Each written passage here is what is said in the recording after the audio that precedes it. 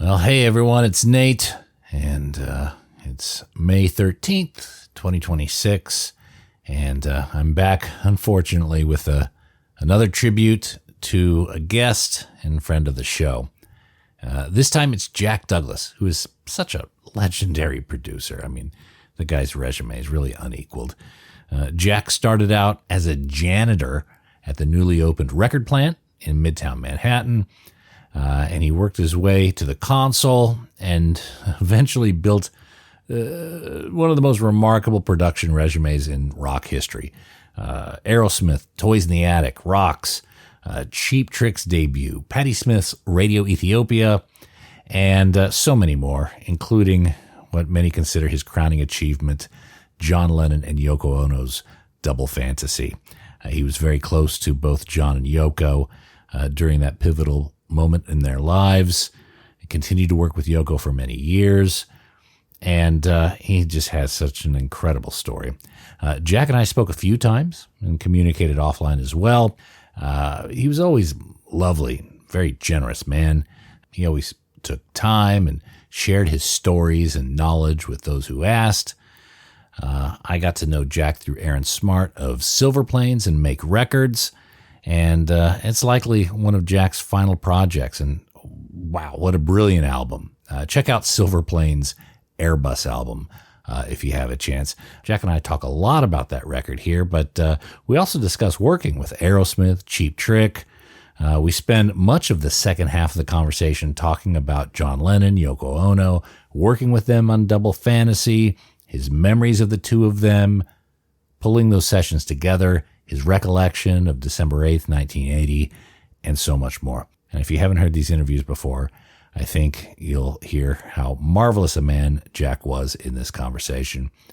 Both of these were recorded in February of 2024. I just put them back to back in full so you can enjoy them unedited. So God rest your soul, Jack Douglas. You've done well, mate. So from February 2024, here's two back-to-back conversations with the great Jack Douglas. How's that? Ooh, I can actually hear you now. Okay. Nate, hello, Nate. How are you, Jack? I'm okay. I was out. We have snow here. Where are you? I'm in Sydney. We don't have any snow here. Oh boy, we have a lot of snow here. I just pulled in the driveway and ran in here.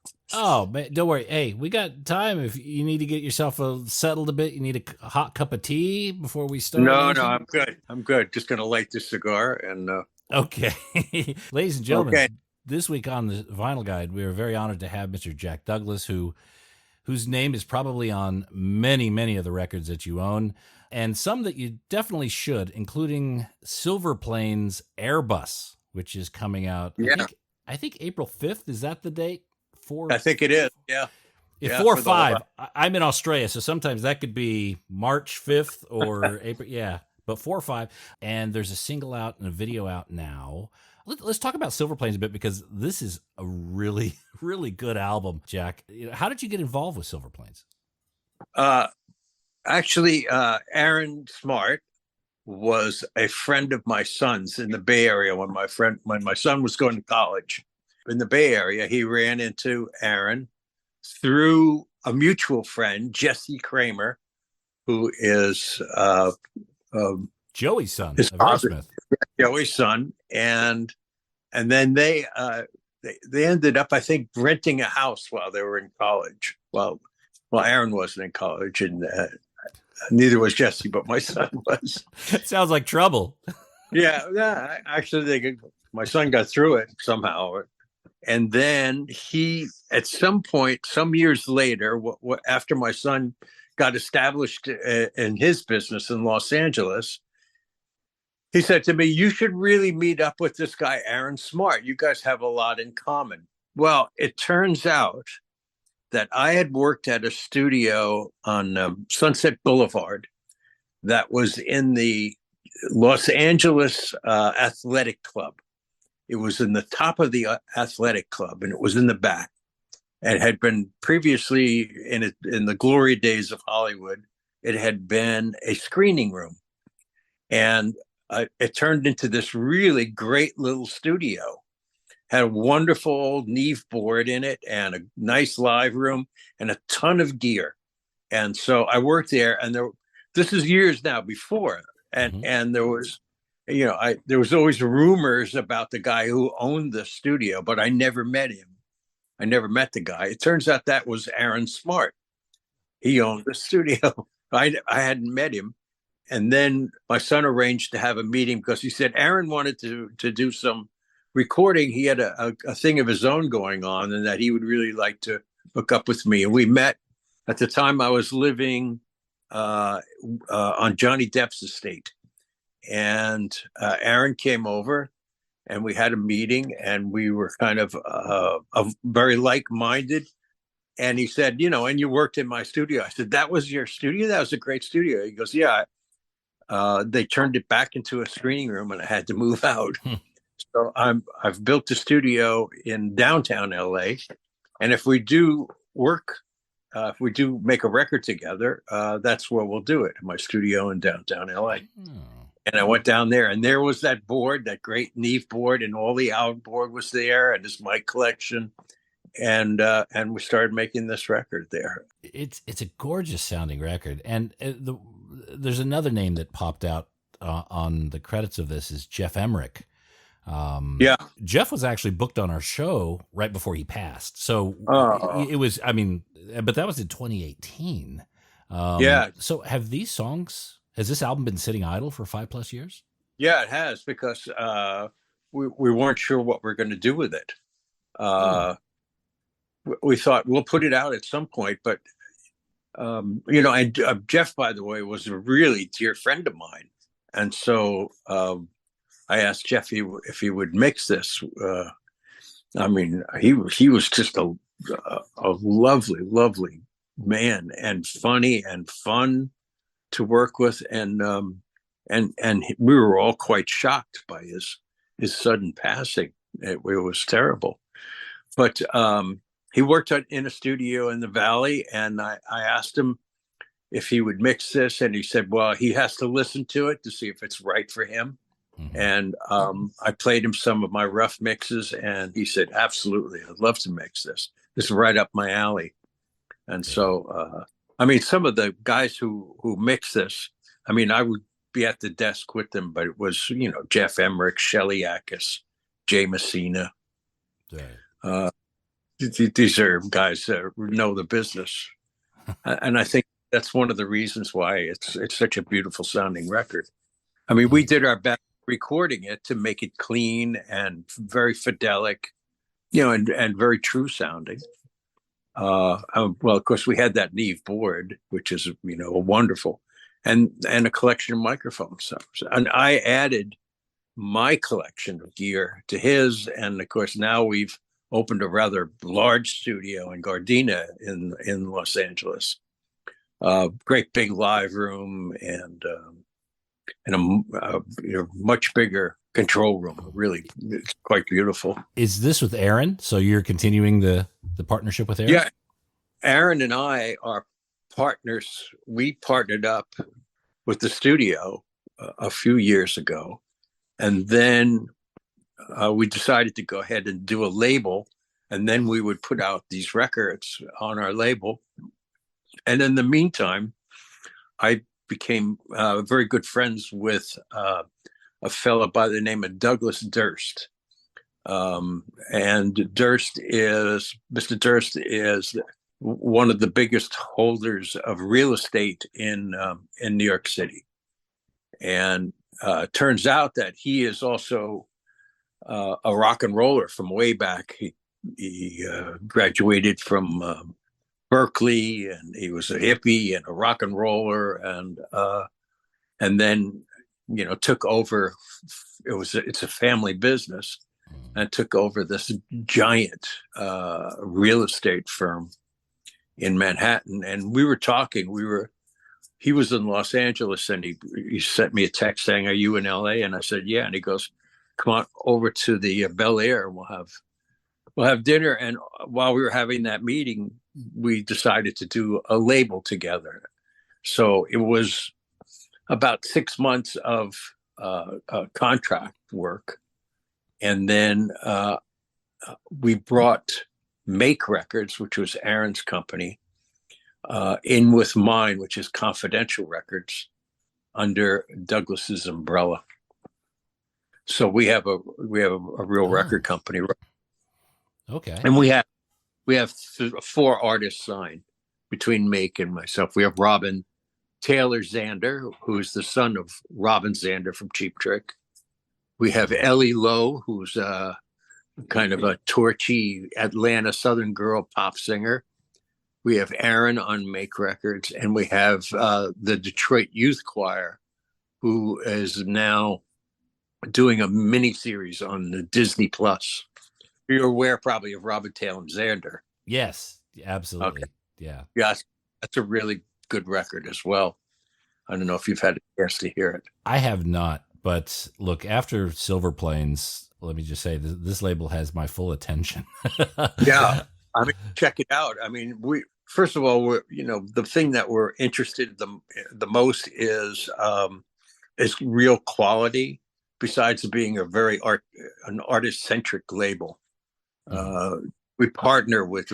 We don't give. Here's 12% of retail, but we partner completely 50-50 with the artist. Mm-hmm. So that's what we're about. We may not make the kind of money that a major label will make, but we really love doing it, and we feel that at some point we'll break even and then make money on it. But everyone will make money with us: the writers, the producers, and particularly the artist. You're thinking long term. Oh, absolutely. Yeah. Okay. All right. So that's a unique record label in itself, right there. Yeah. That's how we feel about it, and we're very fussy about who we sign, and Aaron, Make Records and Confidential Records act independently. I'm the president of Confidential, and Aaron's the president of Make, but we're under one umbrella, and we work hand in hand on everything. Aaron gets an equal vote on what I'm doing in Confidential, but I'm more likely to bring something to the label that's different from what Aaron will bring. Right. But as far as Silverplanes go, that's really something that we're both super involved in. Yeah. Now, you said that album Airbus has been sitting around since 2018 at least. Yeah. This is the last thing that Jeff worked on before he passed, I assume. Yeah. Yeah. Okay. And it was totally complete at his time of passing? Was there any loose ends that needed to be tied up? No, he was the last guy mixing. Okay. So it sat for 5+, going on 6 years now. What were the discussions like about what to do with this record? Well, first of all, so by the time we started to get serious about what we were going to do with it, there was a pandemic. And so we all laid low for 2 years. Basically, I wasn't going out to LA. Aaron wasn't coming here. Really 2 years of not doing anything. So now, we weren't sure what we were going to do with it. We knew we would get around to it, but there was nothing going on in the business. And so we felt we had a record of high quality, and its time would come. And then once we decided to go into business with Douglas Durst, like I said, it took probably 6 or 8 months for us to get that rolling. And now you're talking 3.5 years total from the time it was done to the time we could take seriously what we were going to do with it. And so here we are. Now we're releasing, and we put a few things out to get some to see if people were still into it, and people were. They thought, wow, it's a really cool record. Well, Jack, I'm a very impatient man, so I hope I'm not going to have to wait another 5 or 6 years to get the next Silverplanes. No, actually, the second album is about done. Ooh, okay. So yeah, but what we want to do is release this one, and then we'll release the next one in EP packages, I think. Ooh, Yeah, because there's a few EPs. Now, I do want to go back in the Wayback Machine with you for a little bit with some of the legacy projects you worked on. But Sure. staying with Silver Planes just for another minute or so, Yeah, sure. how did you shape this record? I mean, your production career is very well known. In the past 10 years or so, you've been very selective. I think you work with Clutch and a few other bands here and there. Yeah. But when it comes to Silver Planes, how did you craft these songs? What were the state that you found them in, and what was that overall contribution?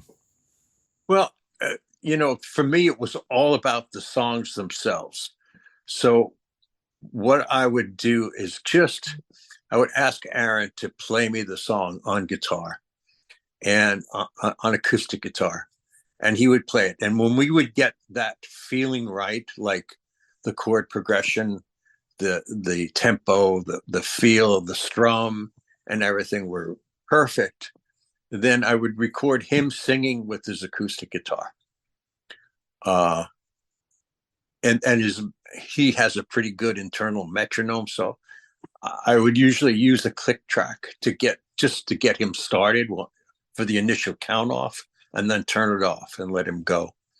And then we would take that track and overdub to it. Sometimes we would keep that vocal and acoustic guitar, or sometimes we would just replace it. But that's how we went about it. And in this way, it wasn't like we always had a full band in the room, where we were building each of these songs from the ground up. Mm-hmm. Is that kind of the key to production? Is the song needs to be able to stand on its own with just an acoustic guitar and the artist? Yeah, absolutely. I mean, I've worked in all kinds of ways. For example, with Aerosmith, it was never about the melody of the song or the lyric. We would build it up from the band up, and with Stephen singing, just scatting over it, a semi melody and no lyrics. And so then it was about finding a lyric and a melody line that fit the band track we came up with, which is why, we got away with that for quite a few records and for many songs until when we got to Walk This Way, we couldn't come up with anything for it because it was just such a groove. It seemed impossible. What do you put to it? And so what comes from that is the famous Young Frankenstein story, which I'm sure you've heard. Yeah, because at the core, we're listening to the songs and going back to many of the songs on Toys in the Attic or Rocks. Those songs would be just as powerful as acoustic, just very much stripped back. It's the lyrics and some of the tongue in cheek, the eyebrows that kind of makes it that over the top Aerosmith. We always knew that we could count on Stephen for that because that's the way he thinks. That's the way he operates, and that's who he is. that's his always very witty, very bright.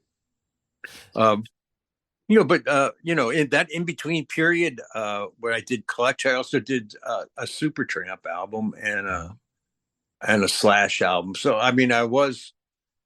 they were artists that I really always wanted to work with. I always wanted to work with Slash, and I certainly would never turn down working with Supertramp.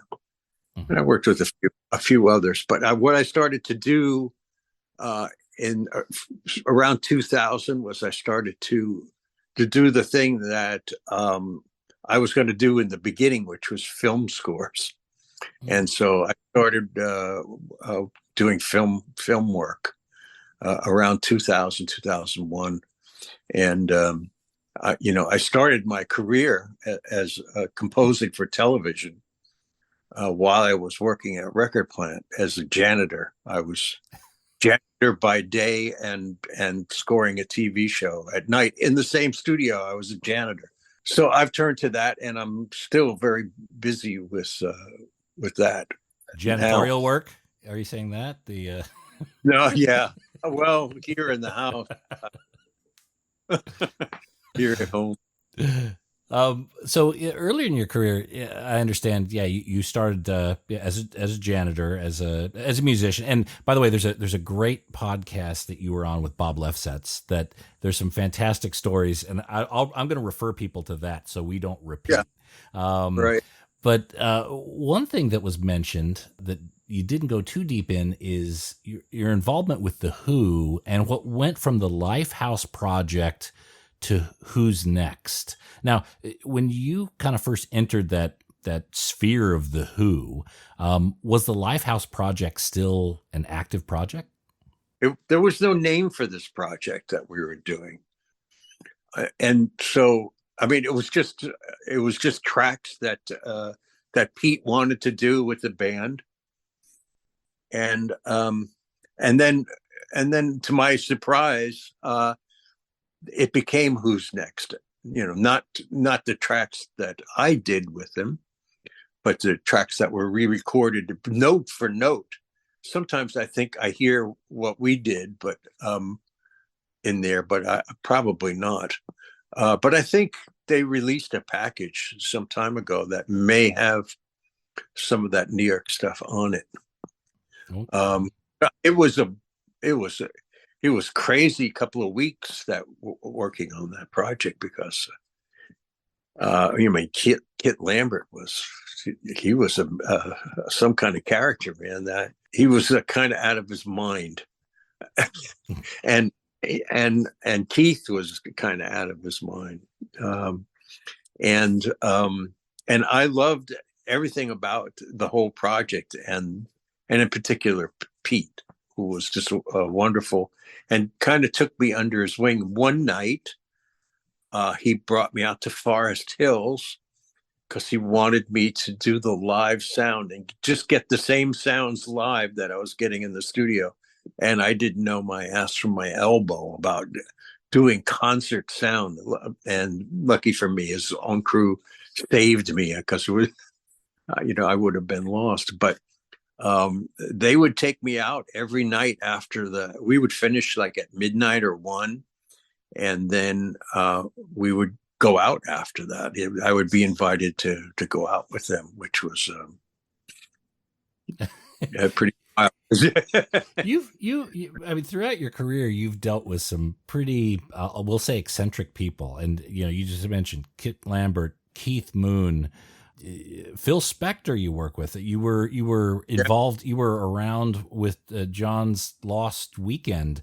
How do you move in those universes of eccentric people? Well, because I'm a wacko myself, so I feel like I'm in good, in company that I'm kind of wacky. I think for the most part, and for a good number of years, I was reliably sober. And so people could count on me to, in case of crisis, be able to handle it, whether it was a crisis in the studio or one outside of it. And so I was reliably, I was crazy, but I was reliable and a sober person. Not like I was an AA or anything, but I was never over the top. You drove the getaway car. I did drive the getaway car. Yes, I did. Yeah, you could count on, or to pull somebody out of a problem, or out of a fight, or to just get in the middle of a band argument, or to just get the right arrangement for a song. At the heart of it, isn't production like just a series of problem solving? It is. Yeah. And you have to be a politician as well, because sometimes you'll be dealing with a number of factions inside a band. Like the drummer is, you got a completely different idea what the song is about than the guitar player. And so I don't know where I got those chops from. Maybe my dad was a union organizer, so maybe I got it there. Okay. But yet it's this delicate balance of getting the best performance and coaxing people to be vulnerable and creative, but at the same time, just getting shit done. Yeah. And the thing is to always respect, as far as I'm concerned, is to always respect the artist's idea first, because the reason you're there with him is because this person that you're, or group or whoever you're working with, has got the talent that brought them to this point that they're working with you. And so whenever it comes to what an idea or what's supposed to happen here, it's that I want to hear it from the band first, or from the artist first, or and if I think there is some problem with it, I will say, let's try your idea first, and then you come in and listen to it. And if you think it's great, okay, good. If you think maybe you could try something else, I have an idea that might work, that fits right into what you're doing, and we'll try that. And the thing is, some artists are fine with that. I've worked with some that aren't, and quite honestly, the easiest artist that I ever worked with, and had that kind of relationship, was with John Lennon. Just absolutely easy to work with. You know, you work with some great singers, and you might do 5 shots at that vocal, and then I'm going to comp it. You know, back then it was you comped it on tape. Now you comp it in Pro Tools. And a lot of times you'll have those artists leaning right over your shoulder, listening to every syllable that you're putting in. And with John, he was like, I'm going to go in the next room, you comp it, and when you think you've got the vocal, I'll come in and double it. That was it. He's very good at delegating and just kind of respecting the lines between roles. Yeah, he did. He said, I'm the artist, you're the producer, and let's work like that. So let's jump into Double Fantasy for a bit. Now, you knew John prior. You'd worked with him on the Imagine record. This is kind of the beginning of your career. I suppose you stayed in contact with him. I worked on the Christmas record, and then he had me working with Yoko on all those records. Some of them he was producing, and frequently he would call me up, and we would just go into the studio and jam. Maybe Mick Jagger would come by, maybe David Bowie, maybe Elton John. Were you present for the Fame session with Bowie? I was in and out of there, and that was in Record Plant. Yeah. Okay. What are your recollections of that? The only thing I remember distinctly is John saying, I'm writing you the best hit you will ever have. And it was his first #1 record.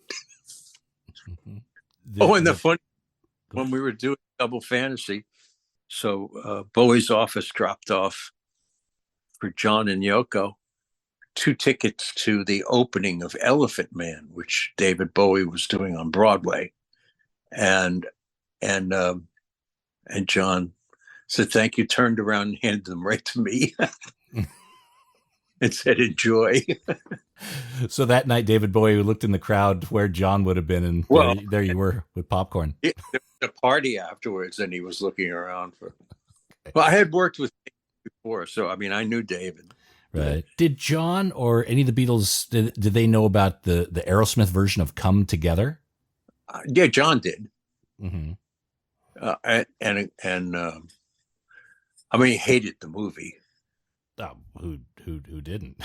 Yeah, but we had a hit with it, and so that's how he knew it. I mean, he wrote it, and so it was. He was very aware of it, and so who had a hit with it. Yeah, I liked it, and of course, I produced it, and George and Jeff mixed it. All right, so you've known Jeff for years and years. Then you go way back with Jeff, yeah. Yeah, I do. In fact, after that, George Martin invited me over to work at Air Studios because I had some chrysalis dates coming up. And Chrysalis then owned Air Studios. And so he said, come over. And I had a whole bunch of English work, that including Frankie Miller, a bunch of things I could produce while I was in England. So I could stay for 6-8 months if I wanted and work continuously at Air Studios. And he said, I'm going to hook you up. George, I'm going to hook you up. It'll be fine. You're going to love it. And so I arrived, and he had provided a beautiful flat in Kensington Gardens for me. And he said, and there's a car outside for you to use. And I went downside and I looked around. I didn't see anything but a Morgan. I don't know if you know what that is. That is a beautiful sports car. And I went back upstairs and I rung him up and I said, the only thing down there is a Morgan. He said, yeah, that's yours. So he treated me great. And, we had, with Aerosmith, we had worked at Air Studios. So I got a feel for it, and I loved it. It was wonderful. And so I did a bunch of records there for a while and just had a great time with George. And we were there for Christmas. My wife came over, and it was just there was an Air Christmas party, and Jeff Beck played at it. And it was just a wonderful thing to be there. Of course, England at Christmas time. Can't beat it. So you've worked with all the Beatles. Have you worked with George on Concert for Bangladesh? Right. John, obviously. Ringo, I'm assuming there's some Ringo sessions in there. Yeah, I did. I did I brought that Grow Old With Me to him. I'd asked, I call him Richard, by the way, not Ringo. He's Richard to me. But we'll call him Ringo for. He still insists I call him Ringo. Sorry, it's Okay. So I asked him one day if he had ever heard the tape that John had given me. He gave me a bunch of cassettes that had all of the material, some of it which is coming out now, and it was all stuff that I was to consider. It was stuff he had written over the years, and some of it he had written in. While he was in Bermuda, and like Real Love was on there. Okay, but anyway, Freeze a Bird and Now and Then, maybe. Yeah. And each of these songs had a narration before it or after it, and John had told me that the plan was, although they were waiting for George to make up his mind that he was going to do it, but there was a plan that George and John and Paul would be a backup band for Ringo's album. And that was going to be in the works. And some of these songs that he sent me, he thought were going to be for Richard Starkey. And after the song and in the narration that followed the song, he would say, here's another one for Richard Starkey. And sometimes he would say, this one is definitely for Ringo. So he would say all these things on it. And I said to Ringo, I said, have you ever heard this tape of John talking about these songs for you? And he said, no. And I said, well, I was in Los Angeles. I'll have the tape sent over and I'll make a CD of it. Here, I'll burn you a CD. And then I saw him about a week later, and I had burned the CD and I gave it to him. And then I saw him shortly after that again. And he said, I was crying when I heard it. I couldn't believe how beautiful it was that he said that. And I said to him, you know the song Grow Old With Me? He said, yes, lovely song. And I said, why don't we do it? And I'll do all the strings. I'll do everything. I'll do it all for free. And so he got Joe Walsh. And Paul came into town and himself on drums. Cut the track. I did all the strings.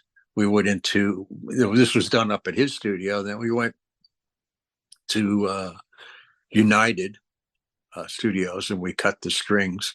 I did the arrangement for a double string quartet and accordion, which is a nice mix when the accordion doubles the strings. And we did that track, and it's on maybe one or two albums back. Wow. Grow Old with Me. It's Barbara's favorite song that he's ever done.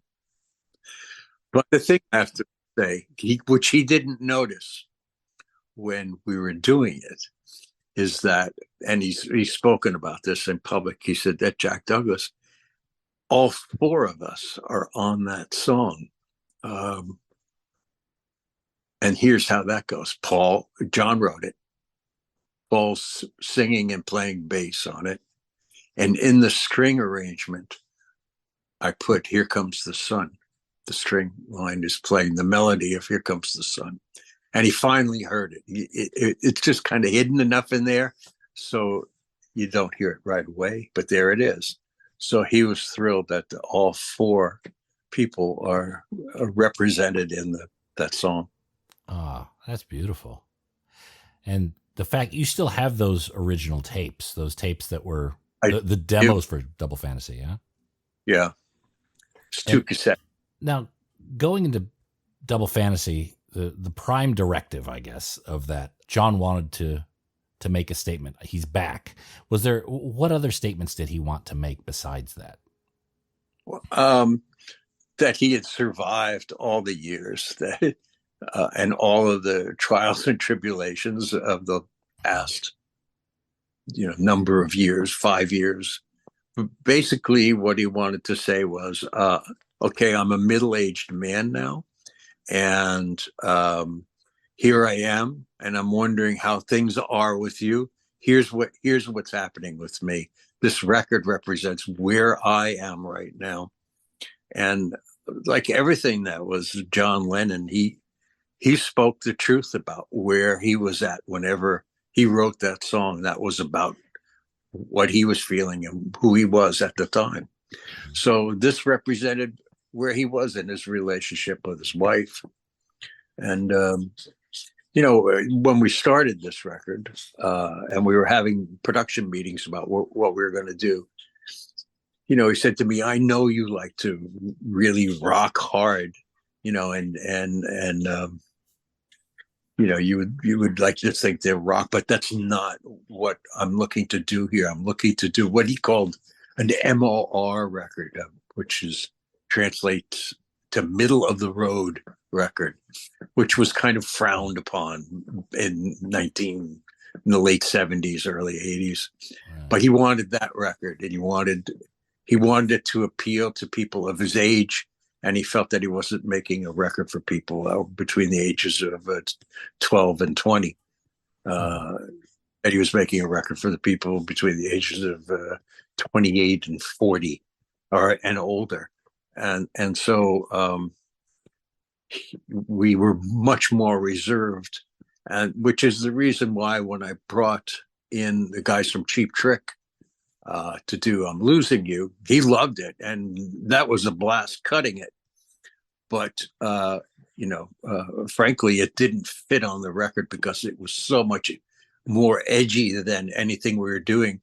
So I re-recorded it with the band I had put together to work with him.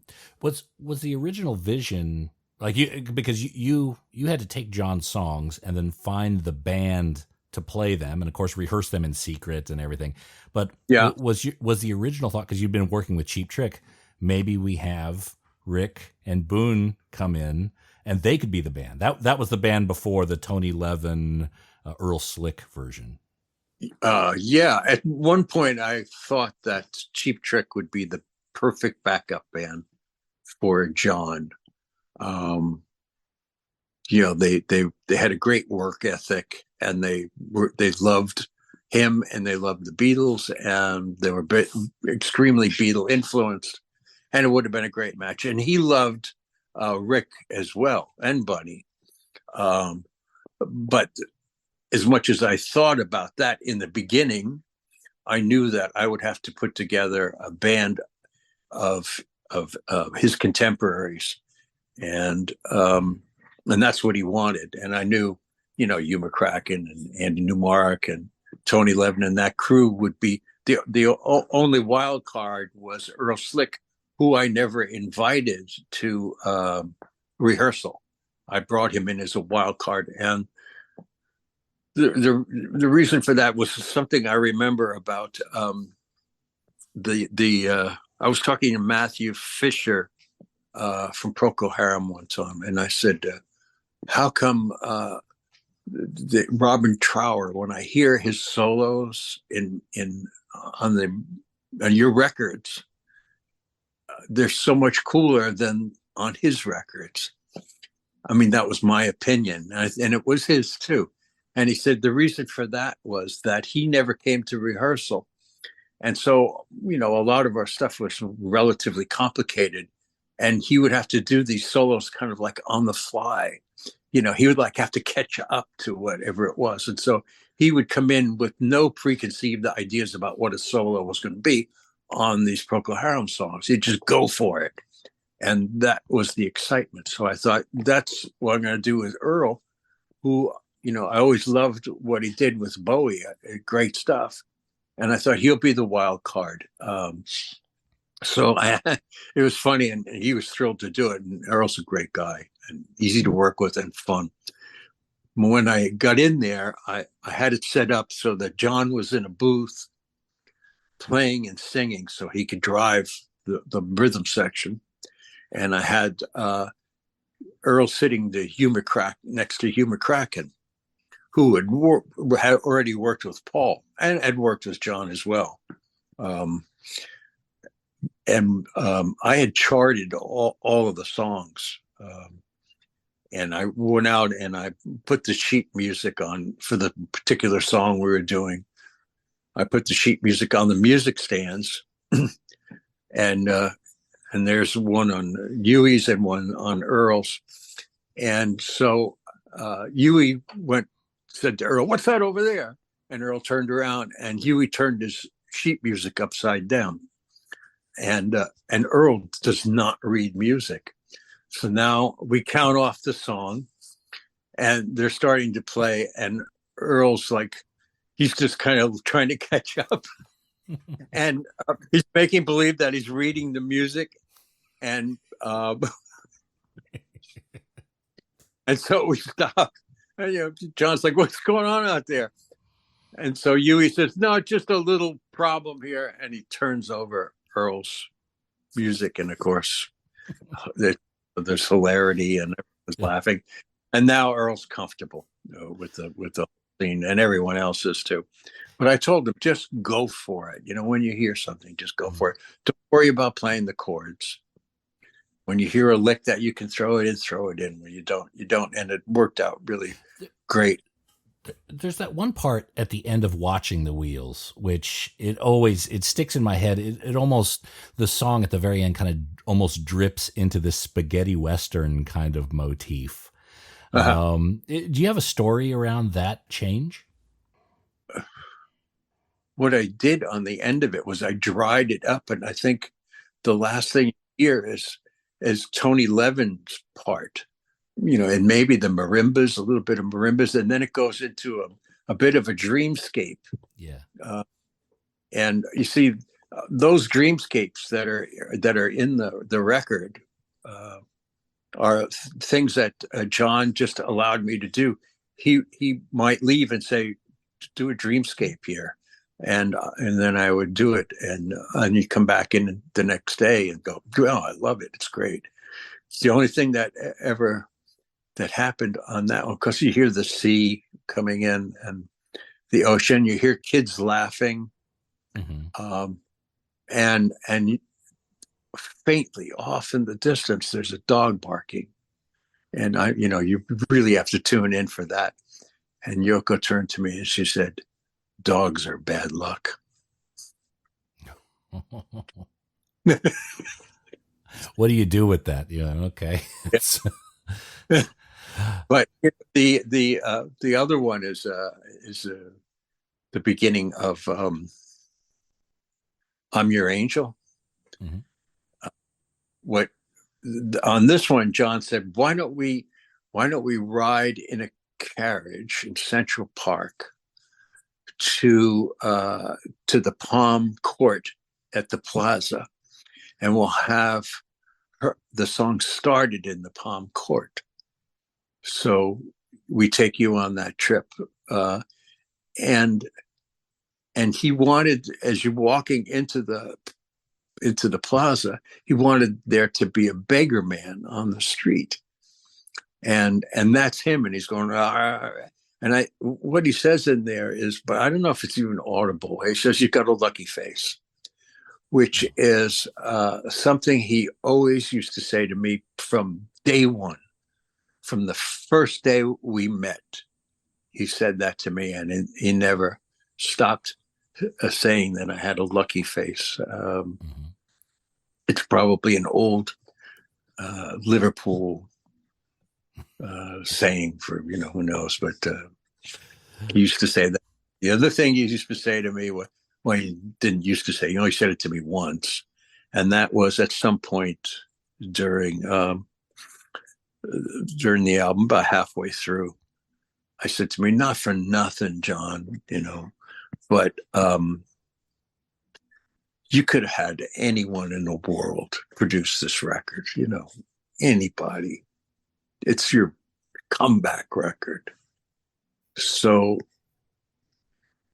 why me?" What a terribly insecure question to ask, but I had to ask it. And he put his fingers like up over his head like this. And he said, "Good antenna. That's all you need. And you got it." So what I had learned working with him previously over the years and watching him work was that he was very impatient, and that if you got stuck somewhere, he could lose it quite easily, or it would just start to build up. And I always stayed 1 or 2 steps ahead of him, which was something that was taught to me by Roy Cicala, who was my mentor at Record Plant and an incredible engineer. And he said to me, "Always stay 1 or 2." This is when I was assisting him.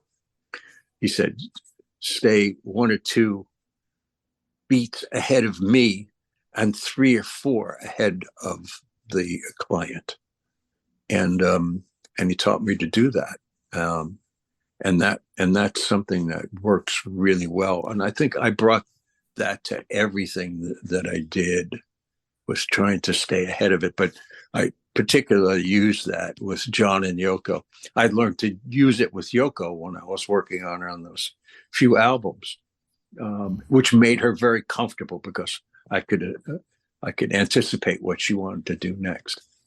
And that's, I guess, if I could understand that right, it really is being aware, reading the room, and almost understanding what the person is thinking so you can have a response ready. Exactly. Yeah. Okay. That's why the good antenna. Now, with Yoko's contributions to Double Fantasy, I mean, the album, a lot of my favorite parts of the album are Yoko's songs, and understanding Yoko's material, especially in the early 70s, it didn't always lend itself to contemporary listening. I think that's fair to say. Yeah, but not meant to be. Yeah. It certainly was never a commercial success. But it was art. It Yeah. was just art. But going into Double Fantasy, they knew they were going to do this pairing. Was there a discussion about having her material perhaps be a little bit more, or be a little less challenging? Absolutely. Absolutely. That was very important. And Yoko really trusted me to direct her in that way, so that it would be more commercially viable or fit more with the record, still allowing her the artistic expression that she has, but for it to fit in the context of the whole album. So yeah, it was very often, in fact, most of the time, I would work with Yoko alone, and the day would start with a breakfast meeting. I mean, we lived in the same neighborhood, so it was 2-3 block walk from me, to go have breakfast with them and then plan out the day. And then that would be like at 9 in the morning. And then John would go back to the Dakota. So would Yoko. I would go to the studio, and then Yoko would be in by noon, and we would work 5 or 6 hours, and then John would come in. And then Yoko was more comfortable because if John heard a flat note or something with the time that was off, he would be critical of her. And I would be much more patient, and maybe in the next take she would get it right, and I wouldn't have to, scold her about being sharp or flat. That would just make her more insecure than she already was about trying to make this record or these songs fit, and that worked very well. Now, I understand Double Fantasy, as you were preparing it and as you were recording it, it was very much a secret. Yeah. And during the recording, especially during the early parts, would you have to almost sneak John in or Yoko in? What kind of, I guess, subterfuge was required to keep that secret? Well, the reason we didn't work at Record Plant was because that was a well-known studio, and people regularly kids lined up outside the doors on 44th Street to see who was coming in and out and get an autograph, because the stars went in and out of that building. But Hit Factory, this was the first incarnation of Hit Factory, was way off the beat. It was between 9th and 10th Avenue. It was like nobody was hanging around down there. That was a very iffy part of town, that far west. And so you could go in and out of that building, and, maybe the occasional wino would see you, but there wasn't anybody. There were no tourists. There was nothing going on there. So I knew I could get them in and out of that building without being seen, and it worked until they announced they were doing it, and we were found out, and then there would be some people, but not as many people as would be outside Dakota when they found out we were making a record. Right. And it wasn't until after, I think, the vocal on Watching the Wheels that John told Yoko to go ahead and announce we were doing it. And how did that announcement happen? Like, did the recording process change in any way or afterward? Not at all. No, John said, "Mother, tell the world we're making a record." He shouted out. And the only difference was then there were more people waiting at the door when you walked in the morning. Yeah, well, there were more people waiting outside the Dakota. Okay. They announced, somehow they found out where we were eventually, but that took a while. Now, the nature of our podcast is records and record collecting and a lot of kind of physical form media. You had, I guess, the very unique experience of being with John in the Dakota around his record collection. What do you recall about John's music collection? It was vast, and it was so big that they had another room. They had another whole apartment for his gear and his records. But what was most important was, I think, his love of what was new. He thought that rap was going to be a giant thing. He was into Jamaican, what do you call it? It's almost rap. The very early reggaeton or whatever.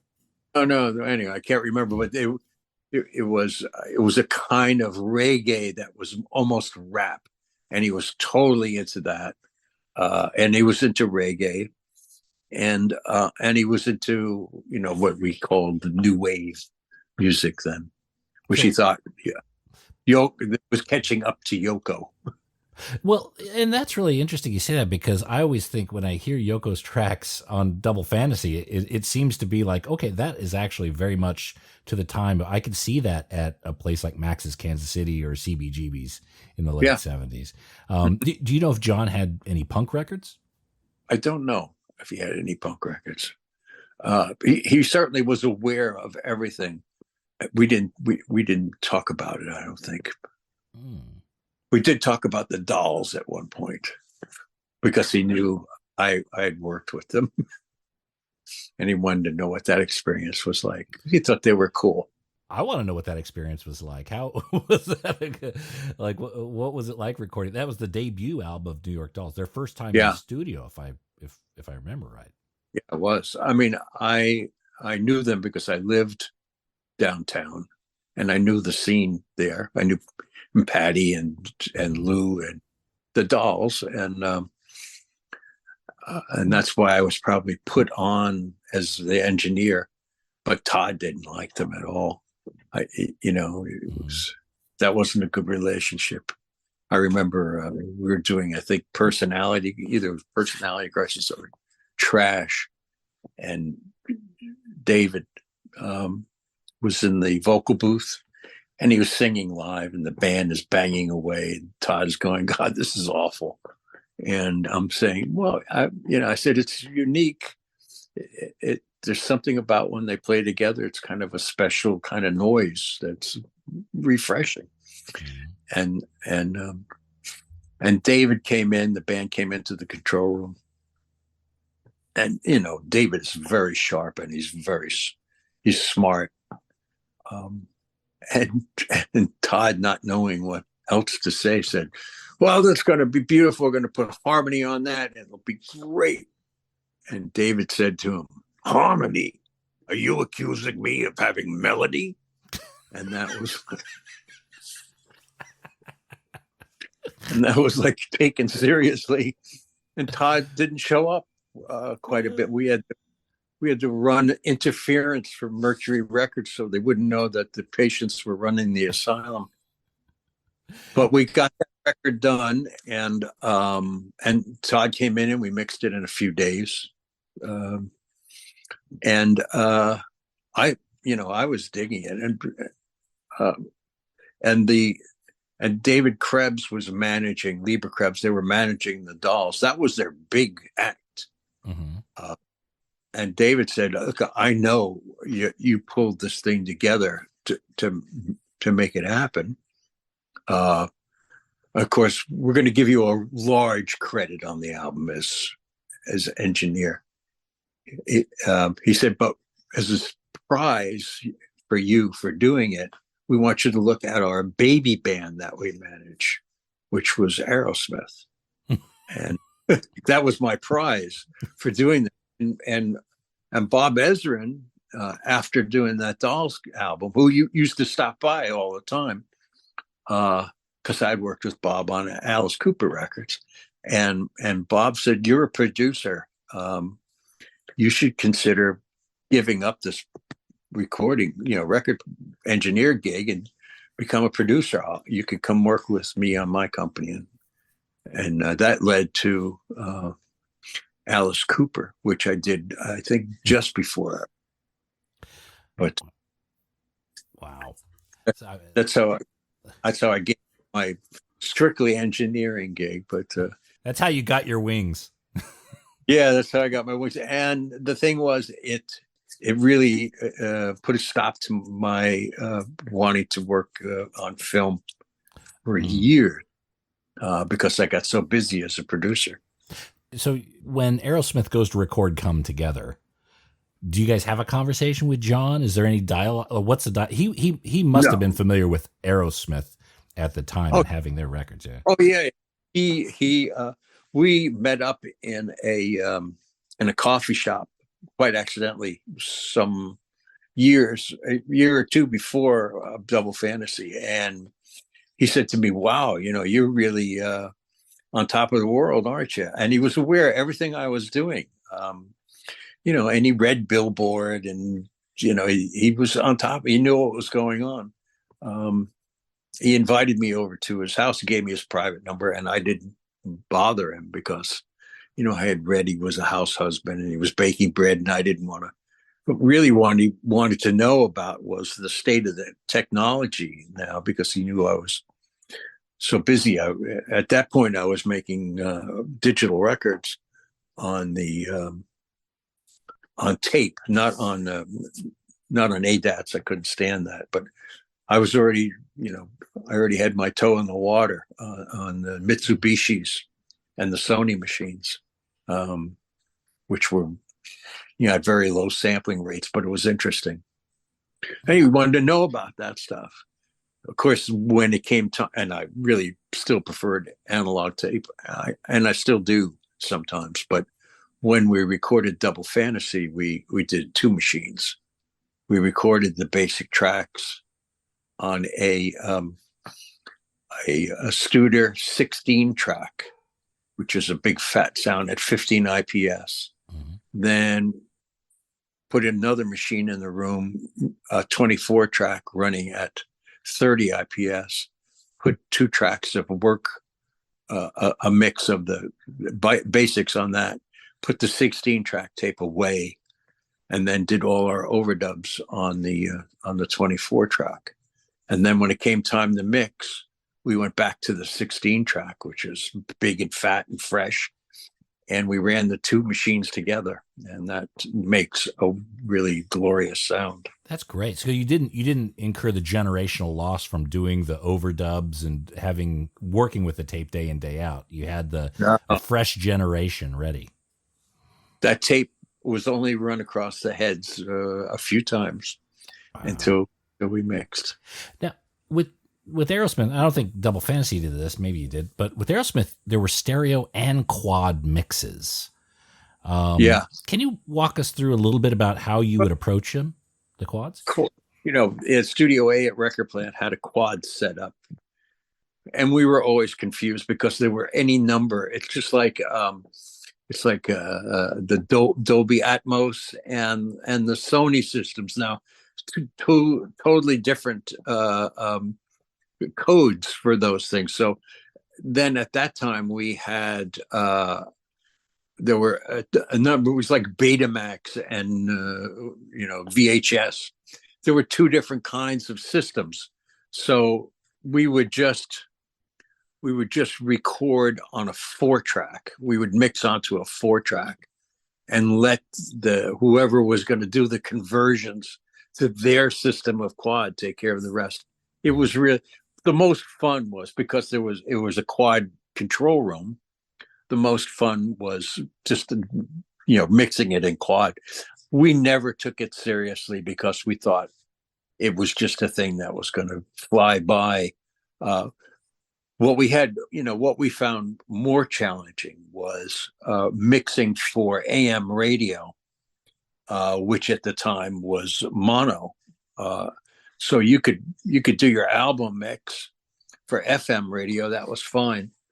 But if you didn't do a tight, almost mono mix for radio, the outer edges of the mix went down 3 dB, and the center, whatever's in the center, came up 3 dB. So you had very loud vocals and drums and very little guitars. So that was always a challenge. And the other challenge during this whole period was putting those records, that music onto a disc.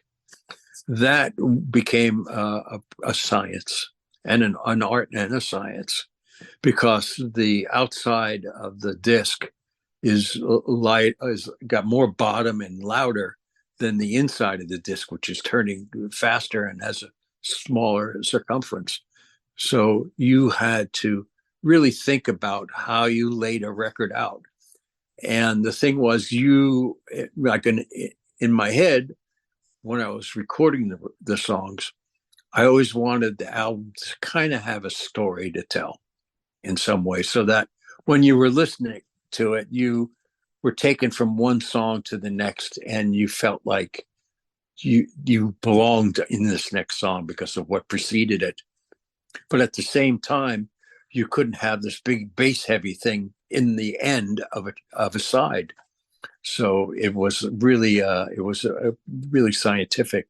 So you could, start with a thing like Back in the Saddle, which is dead heavy, and end with I don't know if that was You See Me Crying, B-side ending.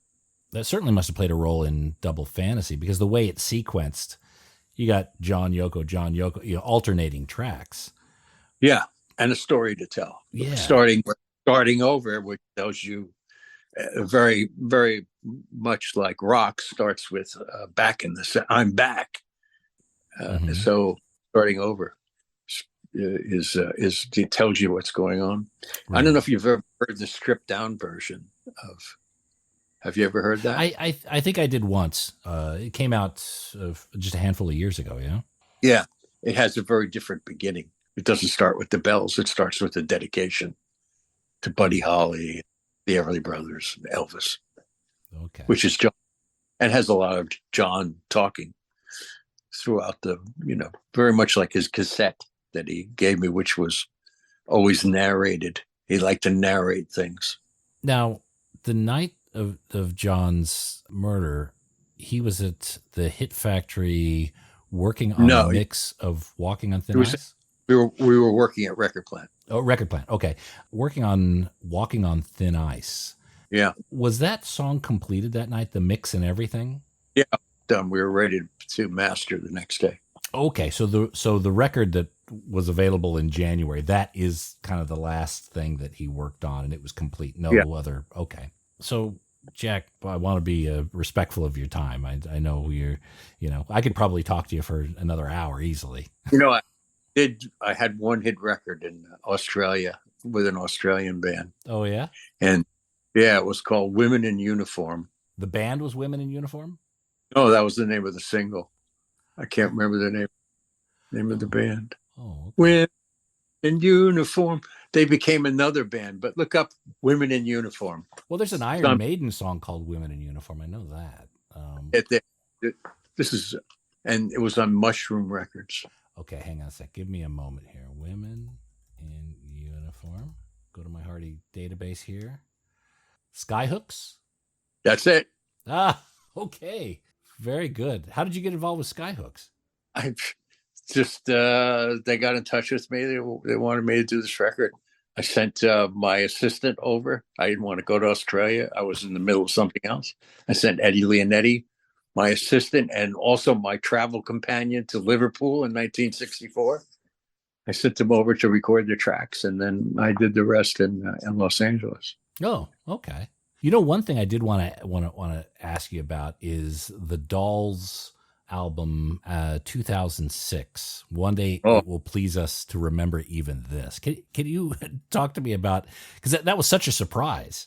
It's a great album. Yeah, it is. It's a wonderful, personal, intelligent record with a great band. I mean, it just David were the only living, and now it's only David and I are really good friends. We just did that Scorsese thing together. I don't know if you are aware of that. No, tell me about that. It's called Personality Crisis, One Night Only, and it's Marty directed it. Ron Howard produced it. I produced the music, and it's available on. I don't know if it's available in Australia, but Personality Crisis, One Night Only. It's beautiful. Is that the David performing? Yes. Okay. Recorded at the Carlisle. It's Carlisle Cafe. Okay. Yeah, it's absolutely beautiful piece of work, and Marty is amazing to work with. Oh, Jack, thank you so much for joining us here. And again, I could probably talk to you for another hour or two. We barely scratched the surface of Cheap Trick and other albums, but hopefully there'll be another time for that. We could talk about Patty an hour. We could, absolutely. So we'll schedule in a part 2 here in the coming weeks or months. I do want to recommend people check out Silverplanes, the album Airbus. There is the album's coming out in April. Look, there's a single out right now, and people can check that out. And the video, it's a great album. Again, Jack, thank you so much for spending time with us. And I'm so glad that you were eventually promoted from janitor to making those records that we love and collect, mate. Thank you. So one of the things I wanted to revisit about John Lennon's record collection, because you had spent time with John at the Dakota. You mentioned he had a whole room of records that was just dedicated to music. No, he had a room that had lots of records in it, but it also had lots of other things like guitars and some amps and a few other things, but it was dominated by records. When you were producing Double Fantasy, did he play you records from perhaps other artists and say, this is kind of what I'm going for with this song? No, not at all. Not at all. In fact, he left all of that to me. I would rehearse with the band who didn't know whose record they were making. And I charted everything from his demos. And then I would record the rehearsal and then go back to the Dakota and jump in bed with him, which is where he liked to work, in his bedroom, surrounded by all kinds of tape recorders and TV monitors and keyboards and all around the bed, and guitars behind him that he could just reach back and grab. And then he would listen to the arrangements, and then he would make some suggestions to me about what I would change the next day during rehearsal. So he had all these things within reach that he could grab and But he didn't play me any specific things. That he made it clear that it wasn't going to be a hard rock album. That he made it clear. He said, "I know how you like to rock out. I know from the albums that you do that you like to rock out hard, but this is not a hard rock album. This is a what he called an MOR record, middle of the road." Right. For 30 to 40-year-olds and older. So when you brought in the guys from Cheap Trick, you were just kind of feeling out the edges, exactly what he wanted in terms of that was well into the record. I already knew what we were doing. But I thought that particular song, "I'm Losing You," would sound great with more of an edge on it. And when I told them that I was going to invite these guys, it was funny because they were in Montserrat working with George Martin, who I knew well. So I called George and I said, "Listen, I've got your guy. Can I borrow my guys?" And he said, "Absolutely." And John flew them up from Montserrat. And he just had fun working with them that day because it was a whole other kind of scene. Not that the other guys weren't fun to work with, but this was, just more brought him back to where he came from. And Rick Nielsen and Bunny, and I don't think I've ever seen a picture of them together with John. No, I don't think there might have been some pictures taken, but I don't recall ever seeing them myself. Though I have seen many pictures of John with the guitar that Rick gave him.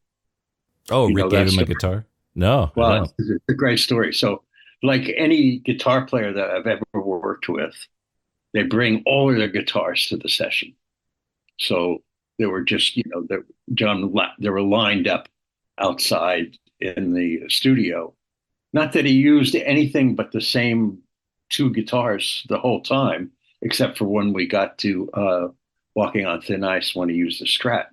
But otherwise, it was the Ovation acoustic and that strange-looking Sardonicus or whatever it was called with the rails. So, pretty much, I think there were only about 5 made. And he liked that guitar, and that sounded great also. But he had all his guitars out there. And at one point, I said to him, "Do you mind if I take a look at what else you brought?" And he said, no, go ahead. So I went out, and there was a shorter case.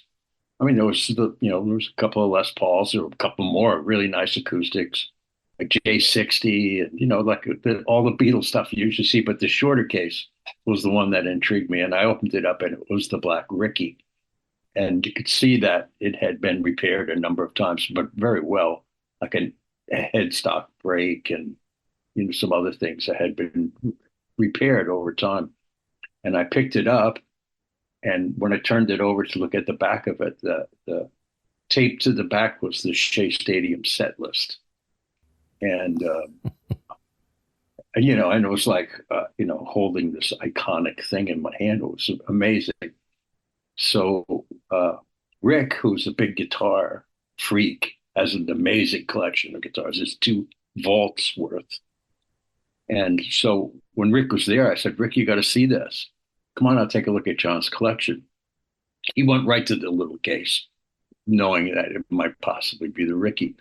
And he opened it up, and there it was, a beautiful old black Ricky in there. And I said, pick it up. He said, you think John will mind? I said, no, you won't mind. Go ahead, pick it up. And when he turned it over and he saw the set list on it, I thought he was going to pee himself. And so later he went out and he took some measurements of it and photographed it a few times. And then about a month later, we're in the studio and this box arrives, and it's from Rick Nielsen to John Lennon. John gets excited and he opens it up, and it's an all-white Hamer that Rick had made for John. And it was John Lennon model 001. And it was absolutely gorgeous, all white.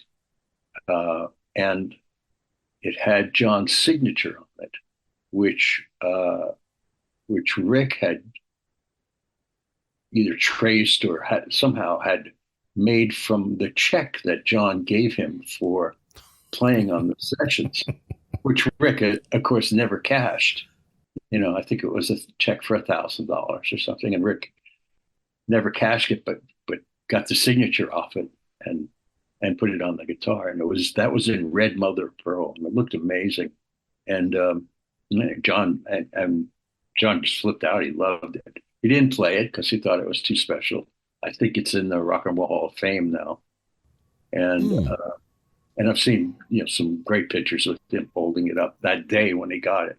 He was so thrilled, and it was the exact same measurement and size as the Black Ricky, because John had smaller hands, and so the neck was exactly like the Ricky. The scale of it was more like a 3/4 guitar, full guitar. It's beautiful. I understand on the day. Now I've heard the version of "I'm Losing You." I also understand there was a version of "I'm Moving On" that was recorded. Yes. Yeah. I think that's available. Is that yeah? I've been trying to find that. So in a box set with a lot of other stuff. Okay. Any other tracks that were recorded that day? Not with them. No. I mean, it took quite a while. It took quite a while to get "I'm Losing You," because the whole that got worked out between jamming between Rick and John and Tony Levin. So they bounced it around for a few hours before we recorded it, just having fun really with it. Right. Now, the funny thing was when I said that Cheap Trick was coming to play, members of Cheap Trick were coming to play, he wasn't quite sure who Cheap Trick was. And when Rick walked in the room, John said to him, "Oh, it's you."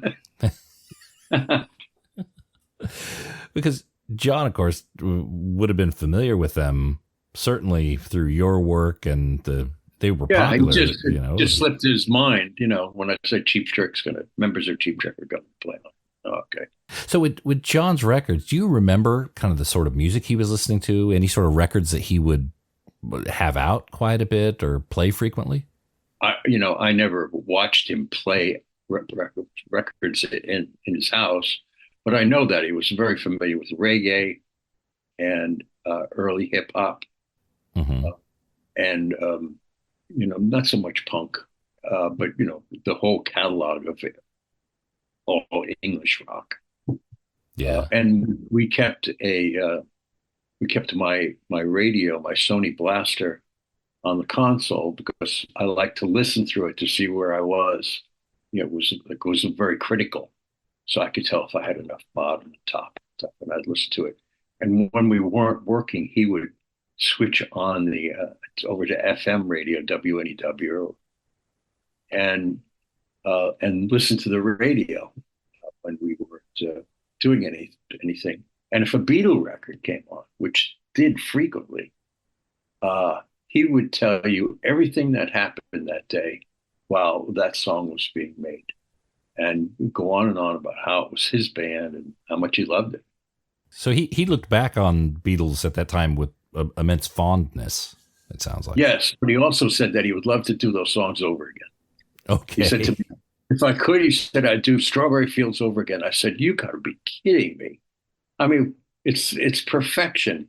He said, to you it is, but to me it isn't. Did he explain why? Did he? No, he just wanted to do it again. Listen, I've worked with a lot of artists. Steven Tyler has even said to me, I'd love to do Sweet Emotion again. And I'm like, really? Why? It's like they all think that it could be done better. And I suffer from the same thing when I hear my songs on the radio, things that I've gone. If I'd just done one or two more mixes, I think I would have gotten exactly where I wanted it. But I'm always ready to accept. Listen, when I hear anything, I accept that for what it is. It's like when you listen to the Stones, it's out of tune sometimes, and it's sloppy, and it's good, and I accept it for what it is. I accept everything that I hear as that's what it is. Mm-hmm. So I accept my own work as well, and not obsess about it. Yeah, well, a lot of artists, I think, do that. They'll focus on the areas that they weren't comfortable with, and maybe miss what the rest of us are getting when we listen to it complete without that background, without that. Right. History. That one thing. Now, of course, you can make perfect records, and I don't like it. To me, it takes a lot out of it. Right. Was there anything about Double Fantasy that John or Yoko or yourself thought you'd want to revisit? Like once it was mastered in like October of 1980? No, there was nothing on it. I mean, we knew we were going back to what became Milk and Honey, because those were just live vocals. And so, that was work to be done. But no, we had it down. We thought it was where we wanted it to be.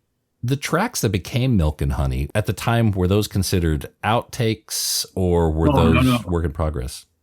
The works in progress to be continued. I mean, our plan was, what John told me when we finished Double Fantasy, and when Double Fantasy was wrapped, and we went out for dinner a couple of days later, and he said to me, okay, well, I'm going back to Bermuda. I'm going to hang out for a while, maybe do some more writing. And then right around the first of the year, we'll get back to what we have to do. So I said, great. And I thought he was not going to be back. And then he called me up. And I said, you in Bermuda? He said, no. I'm in New York. I want to go back in the studio to do some more work, which was when we went in for Milk and Honey. I'm sorry, Walking on Thin Ice. Luckily for me, every song had live vocals on it. So all of those tracks you hear on Milk and Honey, those are all the live vocals. Now, I know we talked about him on his last day working on Walking on Thin Ice. But that was recorded prior to the 8th of December. 8th of December was just a mix down. Is that right? 8th of December, we finished mixing it. Yeah. But it was recorded in the days or weeks before. Yes. Okay. But it was a tape loop that John and I played over. Mm-hmm. That was never anything that was going to be. It was a bit of a jam, and then we made tape loops of it, and then overdubbed it. There were no other musicians involved in that record at all except John. Oh, okay. So the backing band wasn't part of that track. The backing band had already jammed to that, something that turned into that track after we did drum loops. bass riffs. If you can you walk me through what that last day with John was like? It was great. He was doing interviews. Primarily, we knew that we had the mix. So that day we were just going over to see if there was any little updates or anything that we wanted to do on it. We were now back at Record Plant from Hit Factory, and in the mix room, which is where we did all the work on that. It was in the mix room. There was a booth for Yoko to do vocals, and any bass or guitar instruments were played directly at the board. So I think maybe we did one or two updates on it, minor things.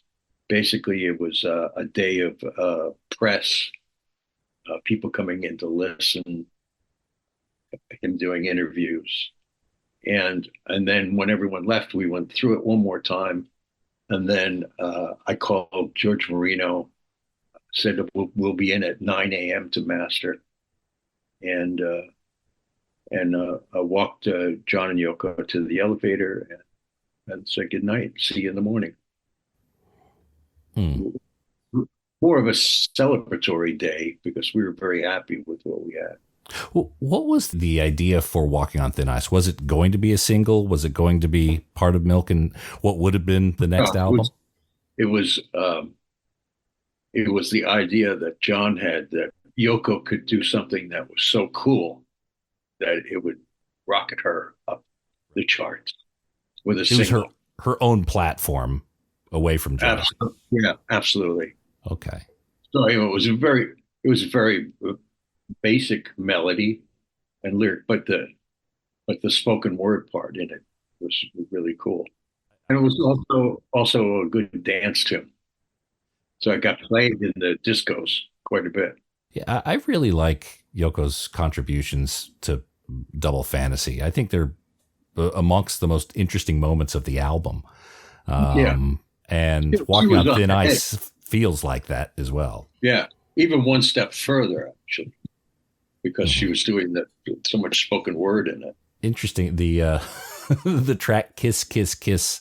I have vivid memories of listening to the tape of Double Fantasy in the car with my parents and having to fast forward the end of that song because of the the orgasmic portion of it. What was recording that moment like? Well, we built a box for her to get in, so she would feel free to give herself an orgasm without us looking at her. Mm-hmm. It's a real or authentic orgasm. But we couldn't see her. We built a little house out of gobos, and she got in it, and then we recorded that piece, the end. So that's a lot of planning. At some point, it's like, okay, we want an orgasm on this song. How are we going to achieve it? Well, it was not something I had planned for. She took me by surprise, but she had taken me by surprise a number of times on the other records that we made. I made 2 or 3 records with her and been in the studio with her many times, sometimes with John, and many times without him. Okay. I mean, she brought in one time these little steam engines that played instruments. So there would be like this little steam engine, you put water in it, fired it up, and the arm on it was playing a tiny violin. And so, to record things like that, because the steam engine was much louder than the little violin, she would always challenge me with some pretty wild stuff. But I loved it. It was fun. Mm-hmm. Unconventional, but very, very innovative. Yeah. So they were working towards a project that was probably similar to what Season of Glass became. Was that kind of the idea for Yoko to have her own album? Oh, yeah.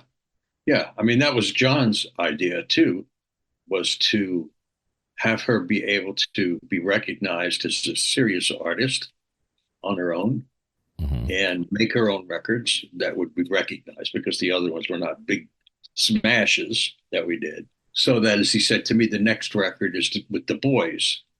And since we had spoken about this Ringo album backed by John, Paul, and George, I assumed that when he said the next record that we'll do as a record from the ground up is with the boys. Right. Now, there was also a tour planned. So I think after we finished up what became Milk and Honey, when we finished that, he was planning for touring. In fact, he had already designed what the stage would look like, which was really amazing. He did a lot of drawing anyway. The whole front wall was plastered with his drawings. Was there ideas of the cities they would get? Did they get much further than conceptualization of what a tour, what the stage may look like? It was going to be a world tour to back the record. I'm sure that David Geffen was very happy about that as well. Was the album always going to be called Double Fantasy? Apparently, although when I first got wind of what we were doing, there was that wasn't the title. But shortly after, when I was up at the Dakota, we were getting the thing in motion. It was announced to me that it was called Double Fantasy, based on some flower called Double Fantasy, and that it was also subtitled A Heart Play. I mean, at first, the very beginning, it was just a John album. That was the first thing. But that lasted maybe a day. And then it was a John and Yoko album. So I had both John's 2 cassettes filled with demos and Yoko's reel-to-reels, quite a handful of demos for me to choose from. But when she gave me those tapes, she told me, this is not just a John album. This is the both of us. But there's not the combination of them on the tracks. It's the alternating. Yeah. John Lennon one, Yoko another. So there wasn't a plan for them to collaborate on a single song. No. Hard Times Are Over.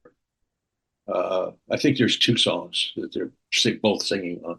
I was always interested in the story behind. There's 2 songs on the album, Beautiful Boys. Yeah, there's Yoko's retort to they're just gaming and men being boys and childish, whereas Beautiful Boy is specifically about Sean. Yeah. Paul's favorite John song. Oh, it's a gorgeous song. I mean, any father would almost tear up at the sound of that song. Yeah. But Beautiful Boys doesn't sound as much of a retort. It's a perspective, of course, but it doesn't, it's only beautiful. It's not, yeah. No, it's more about John than it is about Sean. Right. There's a video, I don't know if you've ever seen it, that was taken on John's birthday. Have you ever seen that video? In the studio. I don't think so. I think I've seen pictures of him in the studio on his birthday, but not a video. Yeah, there's a video.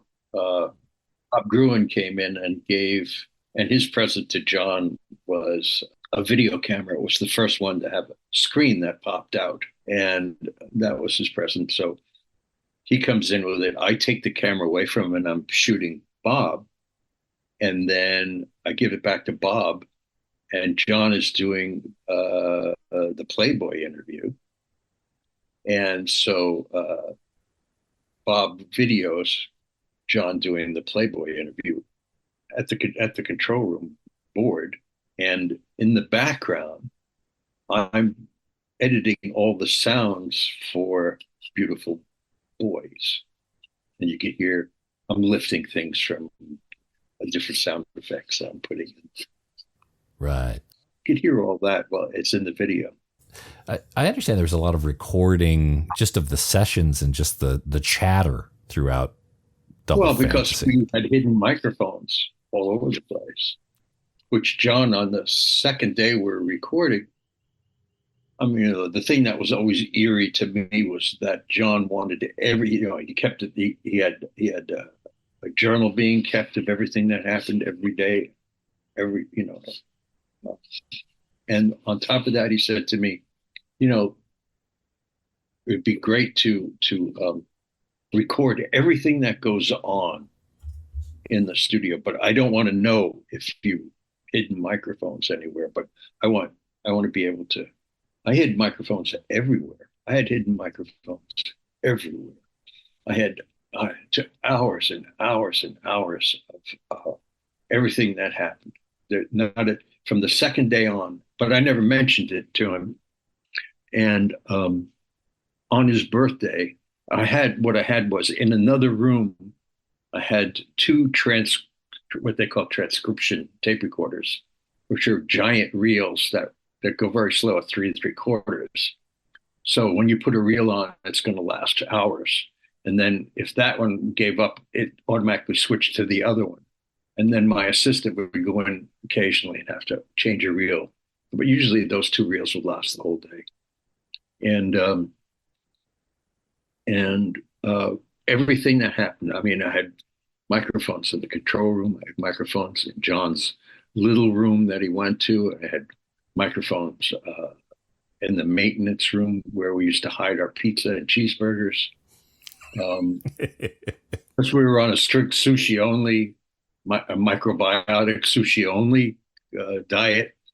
That it didn't last very long, and my wife would go out and get the burgers and the pizza and deliver it. But so every day forward, we recorded, and for his birthday, I had all of that tape up to his birthday in October.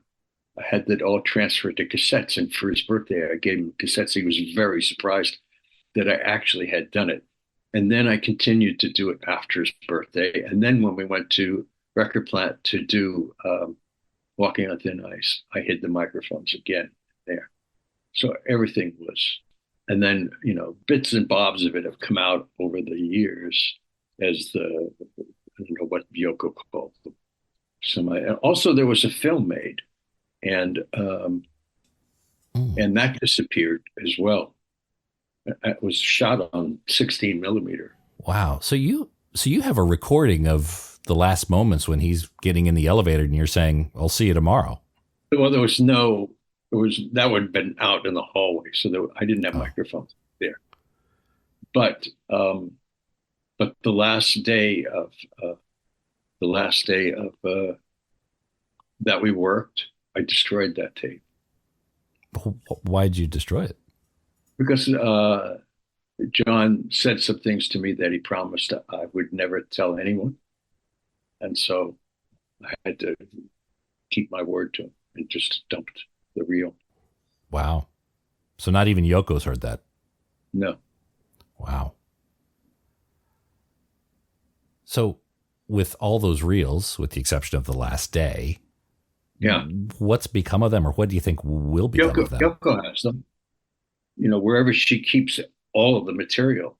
I mean, John had a vault at Record Plant, and in that vault there was, countless, hundreds of recordings, including some of the some live 3-tracks. Shea Stadium, for example, was down there, and was the New York Apple, whatever Apple New York.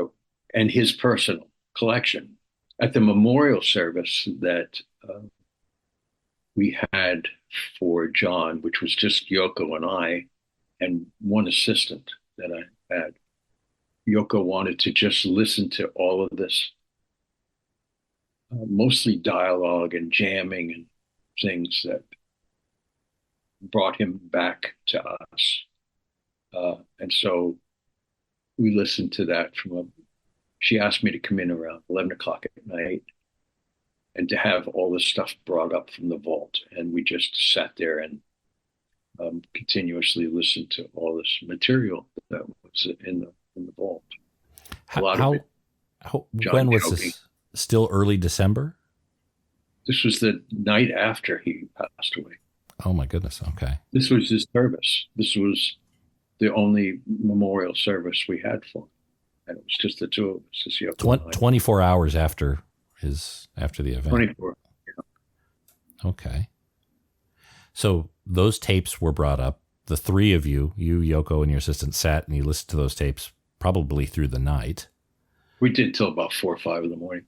I guess she just wanted to be around the sound of John. Yeah. Okay. Mm-hmm. It was tough. Wow. Was that the only service that there was? That was it. Yeah. That was it. Okay. Yeah. John was already cremated. Okay. So after he left, he got in the elevator, went down. You went back to a session, as I understand. Mm-hmm. And then I guess you got a phone call and. No, my wife came up to tell me. Okay. She came in to tell me what she heard. And we went right to Roosevelt Hospital. I believe shortly thereafter was the day or the day after you had gone on I went on Tom Snyder the next night, and after that we had the service. Oh, okay. Jeez, what a 24 hours. So, yeah, so you were like the spokesperson, I guess, at that point, kind of. Yeah. Okay. How soon was it after that Yoko came in and started working on music again? Oh, not for some time. Okay. She went in with Phil Spector to mix what was left over, which if John had been alive would have been blasphemy. He hated him. Now I know you and Yoko have had your moments, your challenges, and you've been working together for many years again. Yeah, but at that time she got this assistant, this snake, Sam Havitoy, who convinced her that, I mean, she was already a broken woman. He convinced her that anybody that knew everything about what was going on in their household, in their personal lives, and in the studio would sell them out. And that I, in particular, might be a real enemy to them. Which, of course, there's no way I would ever do that. And so he said, buy him out of the contract. I didn't bother her for 2 years. I just let her grieve for 2 years and never bothered her. And then after 2 years, my lawyer said, this thing has sold millions of copies. You have a rock solid contract. You should get paid. And so I approached Yoko and said, I think it's time that we straighten out the business end of what we did. And so she told me to come down to, I lived around the corner, basically. So come around to Studio One, which is her office on the ground floor of the Dakota. And we'll start and we'll work it out. And when I got there, it was Sam Havitoy I met, and I asked for Yoko, and he said she's not available. And this guy, I sat down, and he passed across Yoko's desk a check for $250,000. And I said, well, what's this for? And he said, this is what you deserve for making this record. And I said, I don't think so. I mean, I have a contract. It's a royalty contract. It's not, you can buy me out for $250,000. It's an insult. And so I begged her any number of times not to do it, not to take it to court. And we did. And there was a jury trial. Jury was out for 10 minutes. And it was really a horrendous experience for me to have to do that. I felt so uncomfortable. But she had Phil Spector go on the stand. Phil was so fucked up on drugs or alcohol or whatever. He got up on the witness stand and spoke gibberish and tripped as he was getting off the stand, and his wig kind of got ajar. The sideburns were now over his nose, and it was just a terrible sight. And then there was, everybody wanted the journal. And so, what's his name? The editor of Rolling Stone. Oh yeah, Jan Wenner. Okay, so Jan, what she did was she promised Jan that she would give him an exclusive to the journal, if he testified on her behalf about me being a nobody. I mean, mind you, I had sold millions of records, produced records that sold millions. And now he gets up on the stand and he says, this guy, he's just a nobody, a glorified engineer. You know, I did all the arrangements for this thing and steered the two artists through two records. And, you know, he's saying, oh, now my attorney, who knew that Jan was going to be really a pain in the ass, what he did was he got a book that Jan wrote. And there's a couple of paragraphs about how he thought I was a really amazing producer in his book. And he asked Jan to read it on the stand. And that was, again, I was so embarrassed for him. There was also a male witch who was trying to put a spell on me, who sat behind me every day, who I thought was there, like on my side. So I kept smiling at him and thanking him for being there. Apparently I blew his mind and he gave up. Bob Gruen told me in the bathroom, he said, well, you really destroyed that guy. I said, what guy? He goes, the witch that was trying to put a spell on you. I said, that guy, turn around, he'd be like staring at me intensely. Yeah, well, he's gone. That didn't work. You know, Bob and I can only speak in the bathroom because Bob was working for Yoko. Anyway, I was so happy when it was over. It was millions of dollars. And then I got invited to come down to see Sean. Now, this is many years later. Right. And Yoko and I had not spoken. I came down to see Sean do a show. And can't remember who invited me. It was, whether it was the label. But anyway, I'm sitting down at the Bowery Ballroom, which is a nice place. And somebody came down and said, Yoko would like to see you. And she was up in the balcony and I went up and she gave me a hug and she said, no. She said something about his water over the bridge. You know, this is over. And then I was working with her on and off again. And I get a Christmas card from her every year. And I, you know, when her opening at the Met or her art at the Modern, you know, I was invited. I was there. Some nice pictures of her and I at the Modern. We have a good relationship. And when we did the stripped down version, she wrote some very nice things on the inner sleeve about my relationship with John. And she would come by, you know, to approve about every 3 or 4 days of the work I was doing on. So the history's been corrected in that regard. Yeah, and Sam Havertoy is long gone.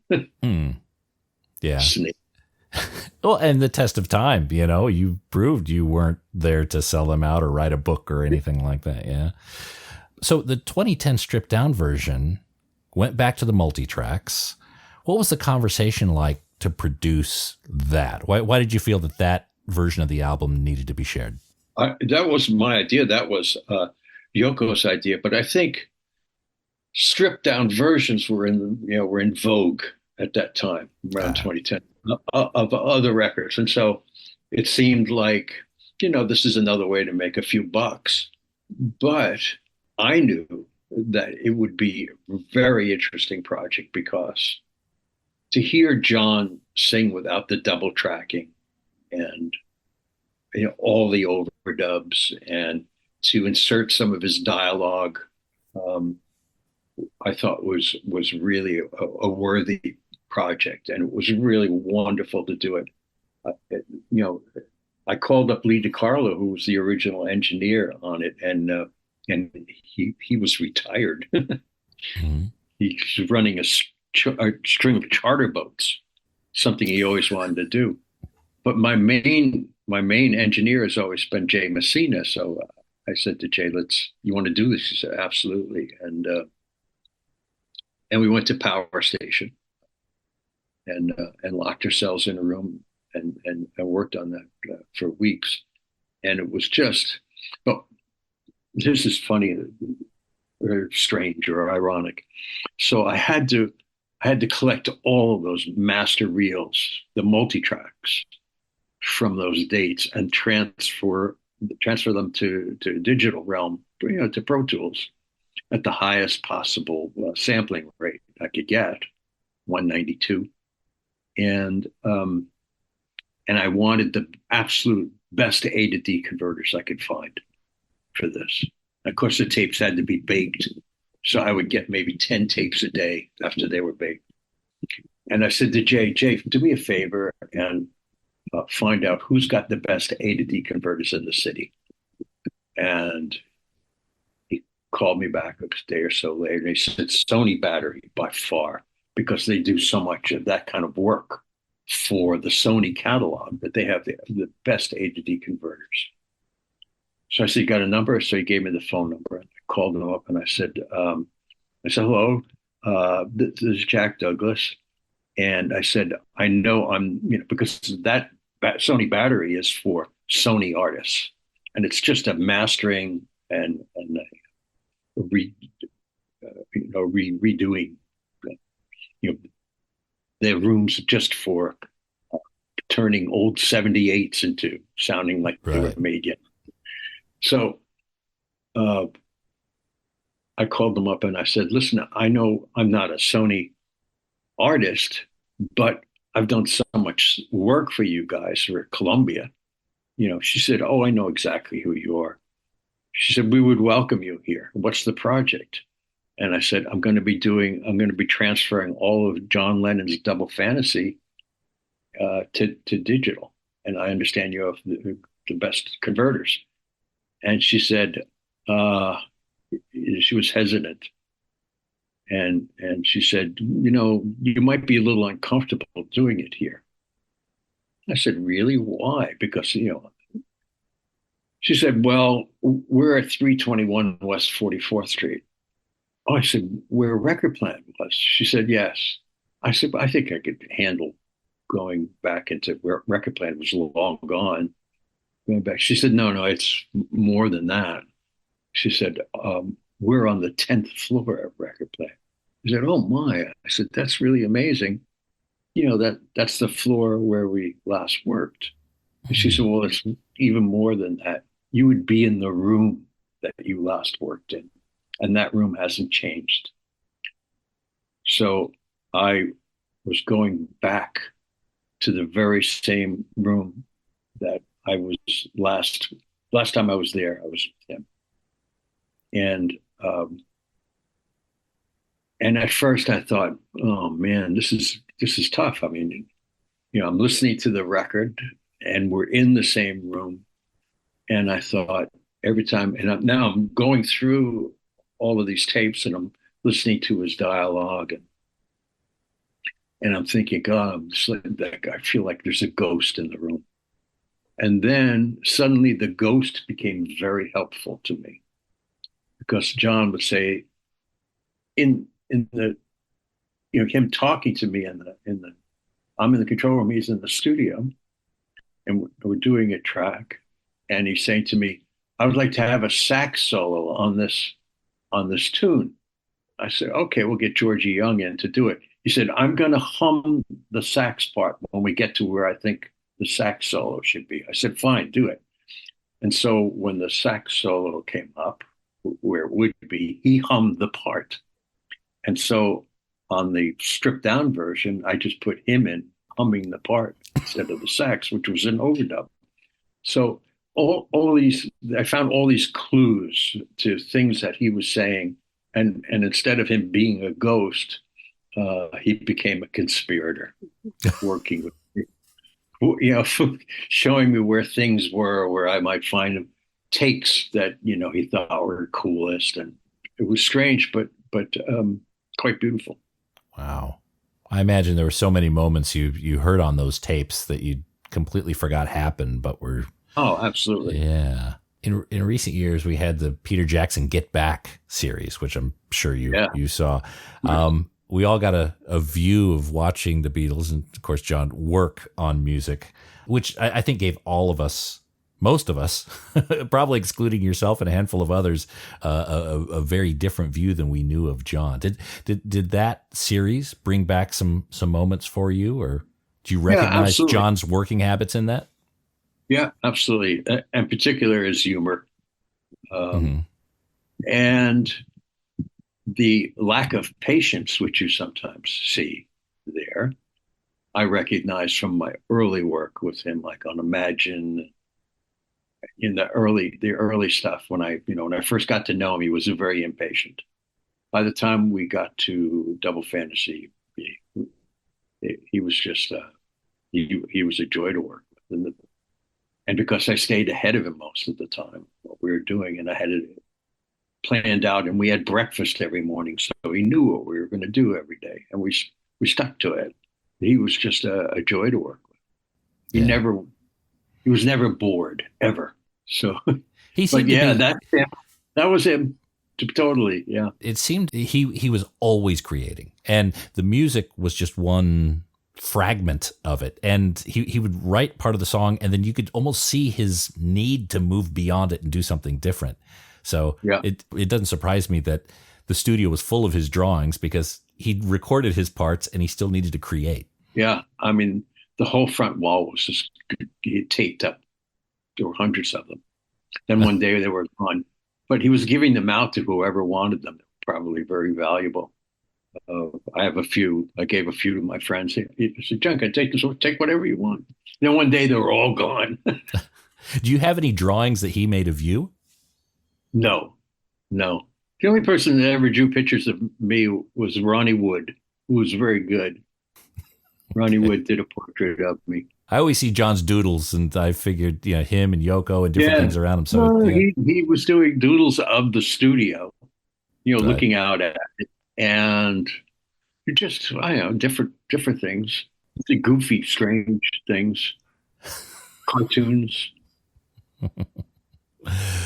So, look, before we go, Jack, and speaking of goofy, strange things, can we spend a few moments talking about Cheap Trick live at Budokan? Sure. Now, I know you pretty much discovered Cheap Trick, as I understand the story. Yeah. You produced the first album. Well, the reason I couldn't do the second album, which they planned I was going to do, is because I was locked in a house in Armonk, New York, rather a castle, with Aerosmith doing Draw the Line, which took a year. Took a year out of my life, because they were, at that point they were pretty fucked up, and so some days we wouldn't be working, or I couldn't find them, or they weren't able to work, and so a year of my life went on that, and Epic Records was calling for the next Cheap Trick record. Tom Werman was head of A&R. He's the guy that I called to sign them. Now, when Rick called me to say, what are we doing? Are we doing this second album? I said, I'll tell you what, I'd like to have Rick Derringer produce it, and I'll executive produce it, because I can't produce it because I'm here with Aerosmith. There's nothing I can do about it. So he was like, cool. Rick is a good producer, and that would work, and it would also preserve the sound of the edge that we were getting on the first record. But Tom, who loved he loved the band. He loved Cheap Trick. That's why I was able to get him to sign the band. And plus, I threatened to take him to RCA if he didn't. But he said, I want to produce it, and he had producing cred. He produced some good records, and he brought them out to LA and produced them. There are copies of those songs, because we recorded 30 songs, I think, when we did the first album, including I Want You to Want Me, Surrender. All of those I put on the back burner for a second album, because I wanted the first album to have some political, social relevance, which it does. Why was that important? Why was that important? I just wanted that album, first album, to be introduced to them. First of all, I thought, where is this record going to go? it's going to go to college. That was what I thought. I thought the band would succeed at college. They wouldn't be overwhelmingly successful outside of that yet.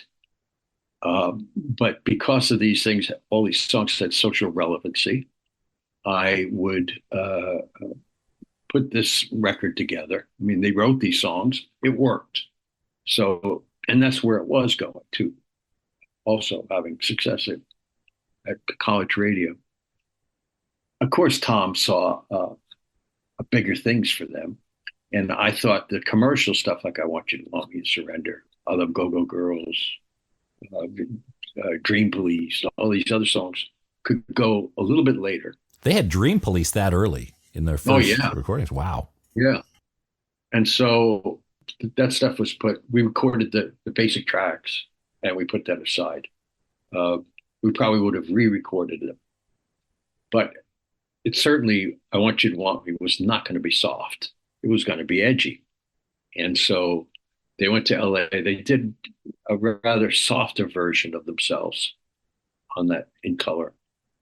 And it was successful because those songs are great. And Tom did a great job. And he knew, because he's a company mind, he was working he was head of A&R, how to make them successful. And so that brought them to another level. When it came to Budokan, which was only supposed to be for the Japanese audience, I knew live they sounded a lot different than they did on the In Color. Live, they sounded like the first record.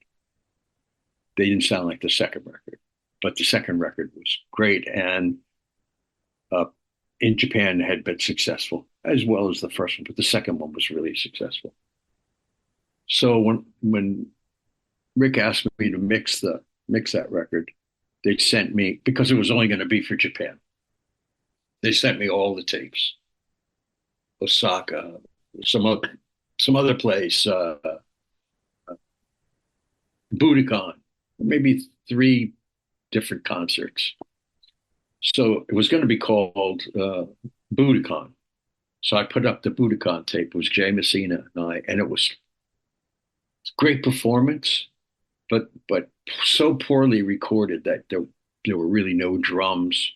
There was no bass drum to speak of. It must have been maybe one mic far away. Oh, okay. There was all kinds of mics going on and off.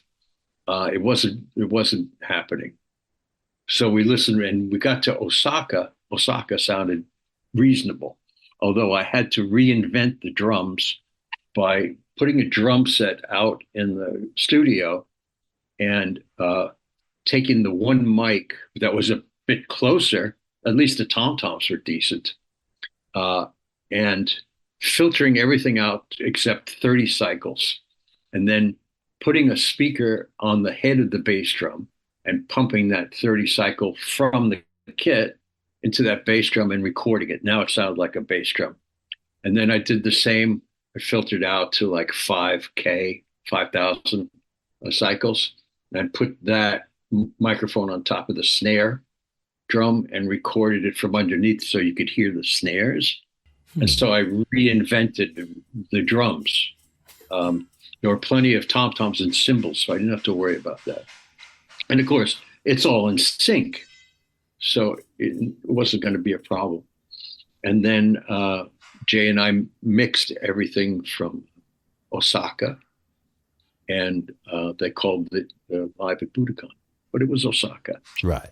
So now, years later, many years later, I get a call from Rick, and he said, we found the videotapes from Budokan. He said, can you transfer all of the like the album to the, I said, but did you forget something, Rick?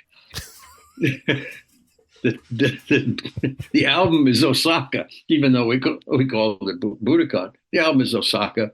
The tape is Budokan, the movie. So he said, well, you'll have to do your magic. Now, luckily, we're dealing with Pro Tools now. So I would cut and paste. Whenever there was a close-up of Robin, I would use the vocal from Budokan.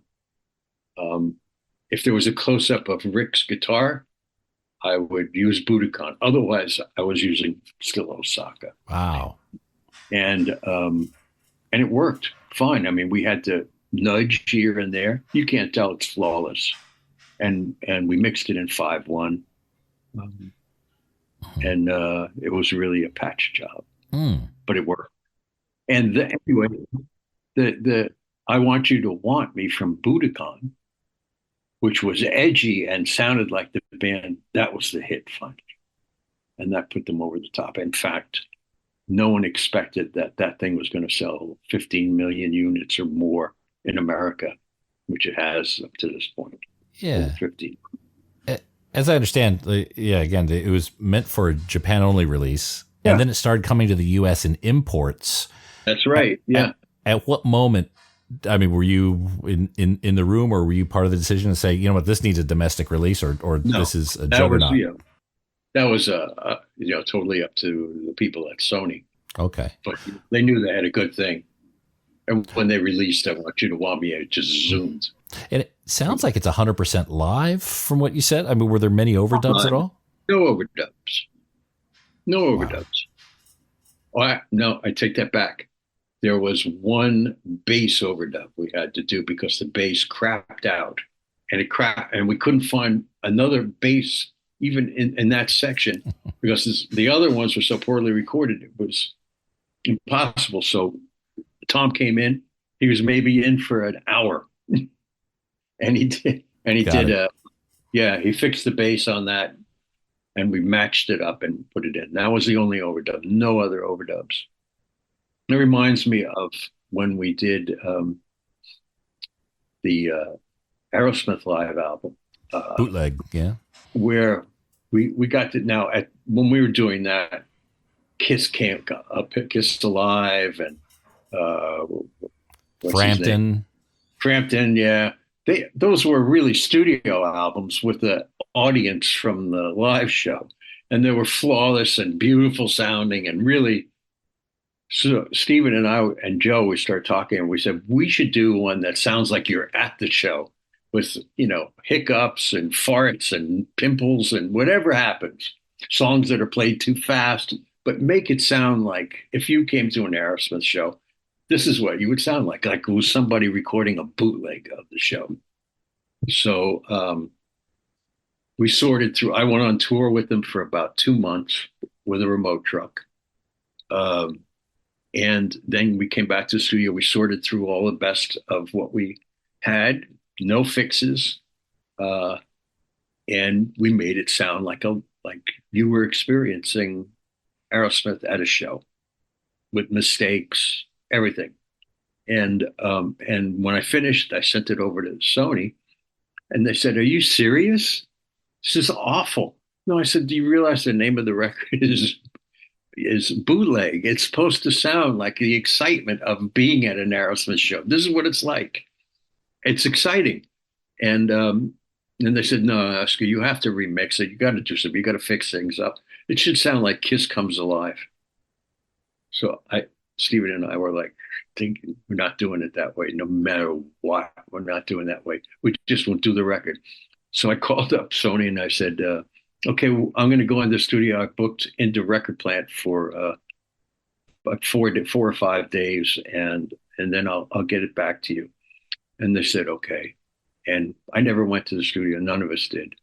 We just booked the time, and we didn't go to the studio. And then I gave them the same tape back, and they put it out.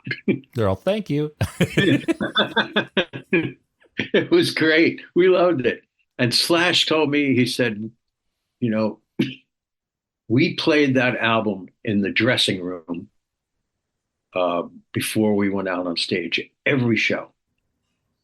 That was what got us going. That excitement. That's what we wanted to do. Just like that. Yeah.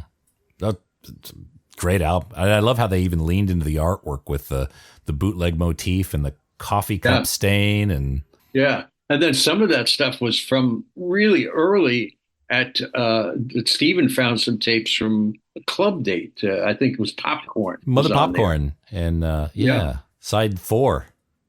Yeah. I remember it well. Yeah. You know what? When I was doing that record, so we were in the truck for a couple months and doing a U.S. tour, and I had that same Sony, the one that I later used with John, my Blaster, which I liked. It had a great sound, and we were doing live radio shows from wherever we were. We were, so we'd do one in Detroit and Cleveland. It was a live broadcast, and I would listen while I was mixing for the radio show. I would listen through the radio to the radio show. So I was using the radio compression that they have to my advantage. And that's, and so what happened was there's an amazing amount of real bootlegs that people recorded off of that radio shows all over the country that sound great. They sound really, when I've worked in a studio before, certainly not the scale you have, but we'd always do the car test. Like if you do a mix down and then you run out to your car because you're so used to listening to it there. If it works there, then you got something. Here's where Record Plant went one step further with that. They had a Record Plant radio station. So you could go outside with a radio and actually broadcast. It would broadcast it to your radio with all of the standard, everything that was standard on radio broadcasts, all the limiting and everything else. So you would really hear what it would sound like on radio. Here's the only thing. People would drive by on 44th Street. If they had their radio on a particular place, they could hear what we were doing. They were like, what the fuck is this? It sounds like Aerosmith or Kiss or... That's what I was going to say. Anyone with that frequency in the neighborhood could hear what you guys are up to. People got previews of Born to Run. Oh, that's wonderful. Look, Jack, again, you've been very generous with your time. Thank you very much for teeing up another session, right? All right. Well, we'll do it again, but much further in the future, I'm sure. But okay. Again, we'll talk about working with Patty and Smith, Bob Dylan. Oh, geez. God, I can't believe I missed Bob Dylan there. Okay. Allen Ginsberg. Yeah. There's a few more. Oh, yeah. Okay. Another time. Take care, Jack. All right. Thank you very much. Okay. Bye for now. Bye-bye.